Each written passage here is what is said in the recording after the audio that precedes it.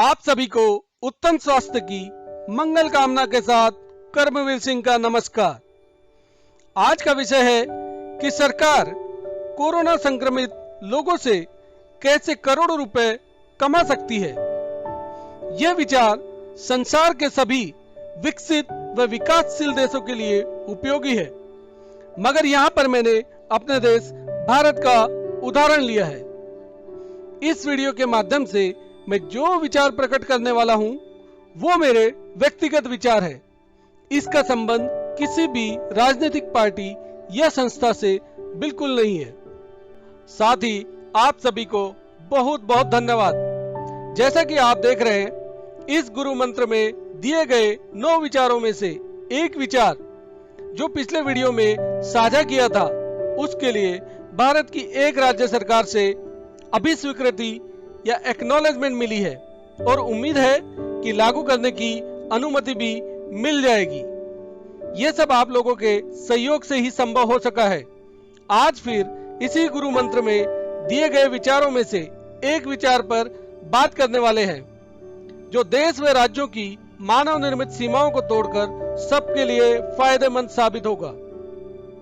यह वीडियो बनाने का मूल उद्देश्य एक ऐसे कार्यबल को एकत्रित कर मानवता के लिए इस्तेमाल करना है, जिससे न केवल कोरोना योद्धाओं को संक्रमण से बचाया जा सके, बल्कि केंद्र सरकार व राज्य सरकारों द्वारा खर्च किए जाने वाले धन की भी बड़े पैमाने पर बचत हो सके और उस धन का इस्तेमाल दूसरे सेवा कार्यों के लिए किया जा सके।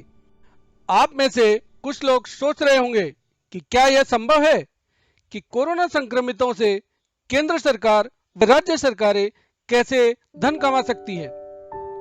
मगर वित्तीय प्रबंधन के नजरिए से यह बात 100% सही है।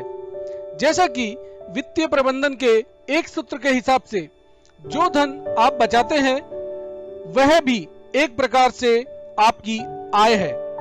यह बहुत ही आसान व कारगर तरीका है।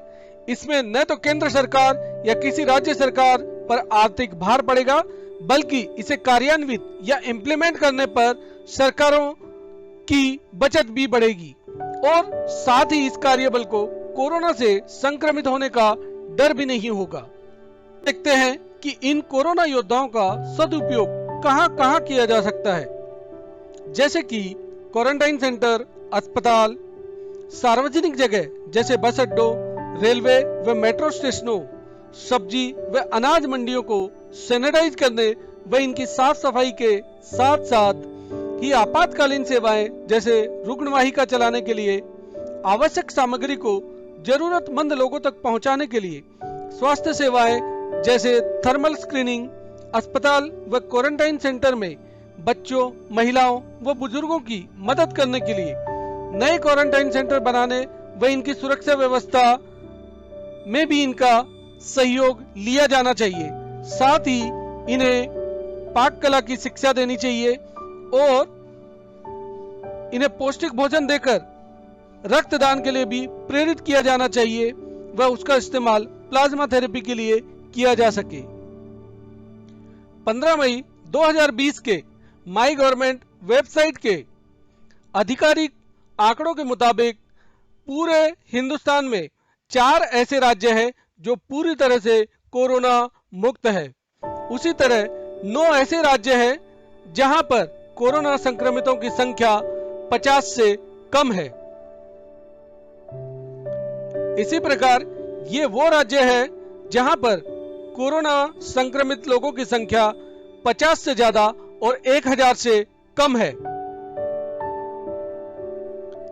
साथ ही बहुत सारे राज्य ऐसे भी हैं जहां पर कोरोना संक्रमितों की संख्या 1000 से ज्यादा है, जैसे कि जम्मू एंड कश्मीर। और कुछ राज्य ऐसे भी हैं जहां पर कोरोना संक्रमित लोगों की संख्या बहुत ज्यादा है, जैसे कि राष्ट्रीय राजधानी क्षेत्र में लगभग 9000, गुजरात व तमिलनाडु में 10,000 व सबसे ज्यादा महाराष्ट्र में 29,000 है। इसलिए ज्यादा प्रभावित राज्यों के लिए यह विचार वरदान साबित होगा, क्योंकि जैसा आप देख सकते हैं महाराष्ट्र में कोरोना संक्रमित लोगों की संख्या 29,000 है। उसी के साथ में आप यह भी देख पा रहे हैं कि कोरोना से ठीक हुए मरीजों की संख्या यहाँ 6,500 के पास है। जैसा कि आप सभी जानते हैं, 14 मार्च को कोरोना संक्रमित नए लोगों व रोज ठीक होने वाले लोगों की संख्या काफी कम थी, मगर अभी इसमें बहुत तेजी से इजाफा हो रहा है। वह 13 मई को पूरे हिंदुस्तान में एक दिन में कोरोना संक्रमित लोगों की संख्या में 3,787 का इजाफा हुआ। वहीं 2,289 मरीज ठीक भी हुए। अभी आप सोच रहे होंगे कि इन आंकड़ों से सरकार के कोरोना मरीजों से धन कमाने का क्या संबंध है। तो जैसा कि आप सभी भली भांति जानते हैं कि लोहे को लोहा ही काटता है और जहर का इलाज जहर से ही संभव है, उसी प्रकार ये सभी लोग जो ठीक हो चुके हैं उनके शरीर में रोग प्रतिरोधक क्षमता विकसित हो चुकी है, जिस वजह से इन्हें कोरोना संक्रमण से बचने के लिए किसी भी प्रकार के पीपीई किट की जरूरत नहीं होती है। इसलिए इन्हें ठीक होने पर डिस्चार्ज करने की बजाय अन्य कोरोना संक्रमित लोगों की सेवा का मौका उनकी योग्यता अनुसार दिया जाना चाहिए। वे ऐसे कार्य जो बहुत ही आसान है और जिनकी चर्चा हम पहले ही कर चुके हैं, उनका प्रशिक्षण उन्हें क्वारंटाइन के समय देना चाहिए।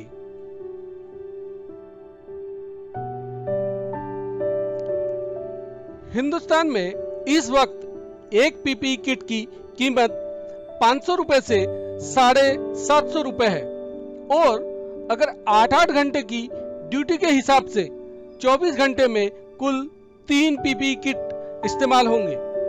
वहीं देश में कोरोना से ठीक हुए लोगों की संख्या इस समय 30,000 है। इसमें से हम यदि सिर्फ 50% लोगों को ही क्वारंटाइन के दौरान इन सभी साधारण कामों की ट्रेनिंग या प्रशिक्षण दे उनकी योग्यता अनुसार, तो यह संख्या होगी 15,000 और जब हम इसे पीपीई किट पर होने वाले खर्च से गुणा करेंगे तो यह संख्या होगी 2.25 करोड़। इसी प्रकार ये लोग कहीं ना कहीं नौकरी कर रहे होंगे या केंद्र सरकार के निर्देशों के अनुसार इन्हें तनख्वाह या पेंशन भी मिल रही होगी। तो सरकार को इन्हें अतिरिक्त आर्थिक सहायता भी नहीं देनी पड़ेगी। इस तरह एक दिन में कुल बचत होगी 75 लाख की और ये दोनों मिलाकर 15 मई 2020 के हिसाब से सरकार को रोज कम से कम 3 करोड़ रुपए का लाभ होगा और यह लाभ बढ़ता ही जाएगा जैसे जैसे देश में कोरोना से ठीक होने वाले लोगों की संख्या में वृद्धि होगी।